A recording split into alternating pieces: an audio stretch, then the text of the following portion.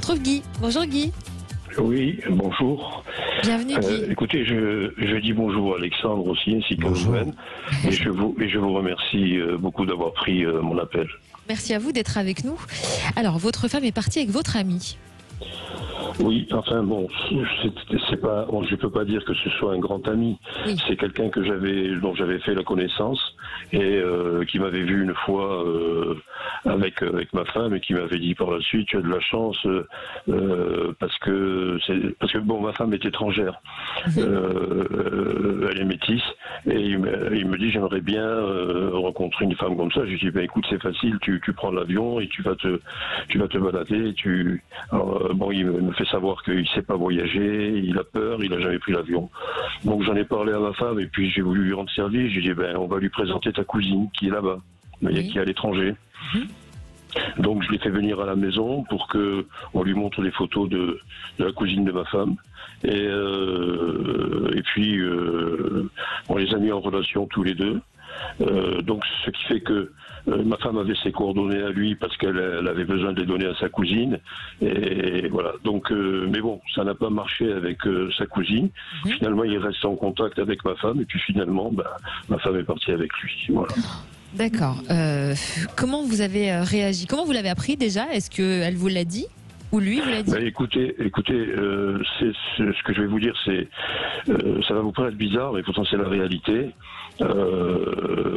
Quand elle est partie, elle m'a fait croire qu'elle partait chez une copine, mais bon, ça m'avait quand même un peu interpellé parce que elle a pris toutes ses affaires quand elle est partie, toutes ses affaires. Et quand on part chez une copine pour faire un break ou quoi, on prend pas toutes ses affaires. Donc voilà. Mais je me doutais pas du tout qu'elle partirait avec lui. Et puis je ne sais pas pourquoi, quelques mois après, j'avais comme une voix à l'intérieur qui me disait que peut-être elle était avec lui, parce que je trouvais bizarre. Ouais, voilà. Mais bon, j'y pensais pas. Je disais: mais non, c'est conneries. Puis un soir, je regardais la télévision. C'était 10h, 10h30 du soir. Et je pensais même pas du tout à ça. Et puis il y a quelque chose qui m'a dit qu'elle était avec lui. J'ai dit: enfin quand même. Et puis j'en avais marre d'avoir cette voix dans la tête. Donc j'ai été à la télé, j'ai dit: bon, je vais en avoir le cœur net. Je suis parti, je suis allé chez lui. Et effectivement, il y avait la voiture de ma femme. Voilà, c'est comme ça que j'ai su. Qu'est-ce que vous avez fait quand vous avez vu qu'elle était là-bas? Est-ce que vous êtes allé les voir pour avoir une explication? Alors, j'ai frappé et puis j'ai été à la fenêtre. Donc lui, il était allongé sur le canapé, il m'a vu, il est venu, il a ouvert la fenêtre, il a commencé à m'insulter, à me traiter de tous les noms. Alors, j'ai pas voulu faire de scandale parce que j'étais chez lui et puis qu'il y a des maisons autour. Je lui ai dit de mieux me parler parce que ça allait mal se passer sinon. Et puis j'ai demandé à ma femme de sortir, qu'on avait besoin. Et puis bon, elle l'a pas fait, elle n'est pas sortie. Elle n'en a eu rien à foutre, elle n'est pas sortie. Et donc, au bout d'un moment, j'étais obligé de partir. Sinon, j'avais une autre solution, c'était faire preuve de violence. Et puis, ça allait se retourner contre moi. Ils pouvaient appeler la police. Voilà. Donc, j'ai téléphoné à ma femme pour lui dire de sortir. Et puis, elle n'a pas décroché. J'ai laissé un message. Et puis voilà. Donc, je suis rentré chez moi. Vous imaginez dans quel état je suis rentré chez moi, quoi. Et ça, c'était il y a combien de temps? Je ne sais pas comment j'ai pas eu l'accident. C'était il y a combien de temps que vous avez donc fait cette découverte-là? Pardon? C'était il y a combien de temps que vous avez découvert qu'ils étaient ensemble? Ça va faire un an. Ça va faire un an. Donc aujourd'hui, vous êtes divorcés? Non, pas encore. Non, on n'est pas divorcés. On n'est pas divorcés. Vous avez des nouvelles d'elle? Oui, j'en ai depuis le 2 juillet. Elle m'a téléphoné pour me souhaiter mon anniversaire. Et ça vous a fait quoi? Disons que ça m'a fait plaisir, mais je lui ai dit: écoute, parce que bon, on s'était revus un petit peu de temps à autre pour échanger quelques discussions, et moi je lui ai dit: écoute, j'aimerais qu'on aille, puis c'est mon anniversaire, donc j'aimerais qu'on aille manger ensemble au restaurant. Alors elle me dit: non, je peux pas parce que je suis pas ici, je suis à Lourdes, et Lourdes, c'est où habitent ses parents à lui. Voilà. Donc là, je l'ai très mal pris. Je lui ai dit: bon, alors, tu es dans la famille de ce fumier, alors que tu es encore marié avec moi. Enfin bon, je l'ai mal pris, quoi. Et voilà, donc depuis le 2 juillet, j'ai plus j'ai plus de nouvelles. D'accord. Donc là, je suppose que votre question porte sur comment est-ce que peut-être qu'un jour vous allez la retrouver, ou est-ce que vous allez trouver quelqu'un d'autre? Alors, si vous voulez, ma question, moi, c'est de savoir, enfin, il y a deux questions dans une. C'est de savoir si elle peut changer, si elle peut revenir, si quelque chose, parce que, vous savez, j'aime tellement ma femme, j'aime beaucoup ma femme, et j'arrive pas à avoir de haine contre elle. D'accord. Et même si elle revenait, je pense que le pardon, c'est le plus grand cadeau qu'on puisse faire à quelqu'un, et je serais prêt à le faire. Et si c'est pas le cas, savoir ce que sera mon avenir, voilà. D'accord. Alexandre, vous écoute. Oui, alors effectivement, par rapport à la situation que vous êtes en train de vivre, c'est plutôt délicat. Je vais essayer d'être le plus sincère avec vous, dans le sens pour pas vous laisser de faux espoirs. Mais on dirait que déjà il y a 2 ans de ça. Alors vous me dites que, vous nous dites que elle est partie il y a 1 an, mais il y a 2 ans de ça, il y avait déjà eu des événements dans votre couple qui montraient des petites faiblesses ou des signes comme quoi le couple était peut-être en difficulté ou en fragilité. Est-ce que vous avez ressenti ça? Oui. Oui. Voilà. Ensuite, alors je comprends que par amour, vous avez essayé de tout apporter, de tout lui donner, mais on dirait qu'elle a été surprotégée. Par rapport à ce que vous avez pu apporter dans ce couple, et à la fois elle-même ne s'est pas rendue compte peut-être de ce qu'elle pouvait avoir, ou en tous les cas de la chance qu'elle pouvait avoir, et elle s'est permis, ou en tous les cas de tenter le pire, et aussi d'aller vers l'interdit. Mais pour moi, je crois qu'il y a autre chose qui ressort et qui n'est pas uniquement lié à cet homme. On dirait que concernant sa famille, à votre femme, parce qu'elle est toujours votre épouse, il y a eu quelque chose, un événement où est-ce qu'il y a eu des contestations auparavant? Ah non du tout. Non. Sa famille m'aime beaucoup. D'accord. Alors il y a eu quelque chose au niveau d'un point de vue familial qui semble ressortir, et qui, alors soit c'est parce qu'effectivement cette famille vous aime beaucoup et ça a pu déranger votre épouse par le fait que vous ayez beaucoup pris de place dans cette famille-là, mais pour moi il y a quelque chose qui semble ressortir et qui a été aussi, si vous voulez, un élément déclencheur à ce qu'elle puisse vouloir changer sa vie et sortir un petit peu de sa vie de couple. Oui, allez-y.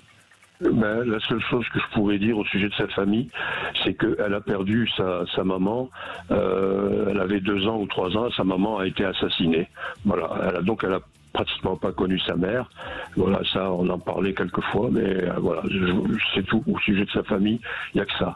Après, tous les membres de sa famille ont vu ce que j'ai fait pour elle. Oui, vous étiez accepté. Oui, parce que moi, ça fait 11 ans. On se connaissait depuis 11 ans, on s'est mariés que depuis 5.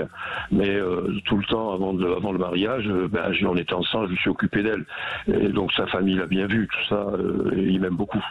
Oui, mais justement, vous avez eu un rôle, et ça se ressent, vous avez eu un rôle de protecteur dans cette famille, et à la fois, je crois que peut-être elle, au niveau, c'est peut-être inconscient, mais peut-être elle, ça a pu déranger, ou vous avez pris une place déjà, elle a un lourd passé familial. Et elle a un lourd passé, voilà. Donc il y a tout un ensemble autour de ça qui, pour moi, est aussi un élément qui a fait que ça l'a amené à changer les choses, et après se laisser peut-être influencer et attirer par cet homme.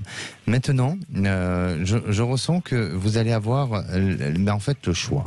C'est-à-dire que l'avenir de votre épouse, même si vous enclenchez des procédures pour une séparation et pour un divorce, mais l'avenir de votre épouse avec cet homme-là, je ne le vois pas durer sur du long terme.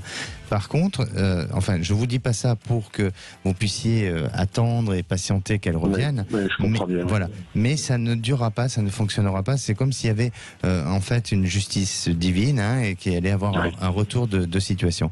Et vous, en attendant, je vous sens avoir cette opportunité, cette possibilité d'être face à un choix entre votre épouse, et qui deviendra bientôt votre future ex-épouse, et puis une autre personne que vous allez rencontrer, mais c'est comme si ça vous était un petit peu envoyé comme ça, sans que vous soyez amené à faire des démarches de rencontre ou qu'on vous la présente. Elle vient à vous comme ça, et vous serez face à un dilemme. Alors aujourd'hui, effectivement, vous êtes triste et malheureux de ne pas être à côté de votre épouse, mais j'imagine bien sûr, et vous verrez que dans quelques mois et dans moins de 2 ans, hein, il y a les choses vont complètement basculer et vont complètement changer. Mais déjà, à partir de cet hiver 2020-21, vous êtes face à une situation de changement, de prise de conscience, d'éveil aussi. Donc peut-être la volonté de vouloir, si vous voulez, prendre des décisions. Et je crois que c'est important qu'au niveau déjà de la justice, vous prenez des conseils pour voir, parce que votre épouse n'est plus dans le foyer, donc prenez des conseils pour que vous puissiez vous protéger et la protéger aussi. Et vous verrez que à partir de là, sur cette période, vous allez commencer à activer des choses, des procédures, et vous allez prendre l'initiative d'un changement. Parce que Guy, vous n'avez jamais parlé de divorce tous les deux ? On en a parlé très peu, puis après on n'en a plus reparlé, puis elle m'en parle pas, je lui en parle pas, d'autant qu'en plus je sais que si on divorçait, elle a un visa familial pour rapprochement familial. À partir du moment où ce rapprochement familial n'existe plus puisqu'on est divorcé, on risque de lui retirer ce visa. Bon, c'est pas obligatoire, mais ça risque d'être le cas. Et bon, moi je ne lui veux aucun mal. Vous voyez, je suis pas quelqu'un qui entretient de la haine ou de la vengeance, parce que j'estime que ça sert à rien. Et voilà, donc ça fait que je lui en parle pas, et je lui oublie, et je lui vous ne l'obligez à rien. Voilà, je ne l'oblige pas à cette procédure, parce que je ne veux pas, ce serait un peu dégueulasse de ma part, je pourrais pas me regarder en face, quoi. Si, en plus ça m'apporterait rien, quoi. Je veux dire, qu'on lui enlève son visage, ça m'apporterait rien du tout. Il n'y a aucune valeur absolue. Oui, mais alors bien sûr que c'est tout à votre honneur, et ça on le respecte. Mais je crois qu'à un moment donné, vous avez besoin aussi de faire votre défense aussi, et de vous protéger, et de penser à vous, et de penser à vous. C'est pour ça que même si aujourd'hui vous êtes encore dans une émotion, et que vous n'êtes pas dans cette volonté de rendre, ou en tous les cas d'éclaircir la situation, mais vous verrez que face au choix affectif que vous allez avoir, l'autre personne va peut-être aussi vous apporter des déclics, et puis aussi vous allez vouloir régler les choses sans pour autant lui faire enlever le visa, parce que je ne crois pas qu'elle perdra son visa de toute façon. Mais restez confiant, parce que c'est vous qui allez être face à un choix, et de savoir. Sentimental. Voilà, exactement. Merci. Très bien. Juste une dernière question. Ce choix que vous voyez qui risque éventuellement de se présenter, est-ce que ce serait une personne que je connaîtrais? Est-ce que vous me voyez à l'étranger ou ici? Alors pour moi, c'est plutôt une personne que vous connaissez. Alors peut-être pas très bien. C'est pas une personne qui est dans votre intimité, mais que peut-être d'un point de vue relationnel. Et on dirait qu'elle a un rapport aussi avec l'étranger, parce que vous êtes attiré par tout ce qui est l'exotisme.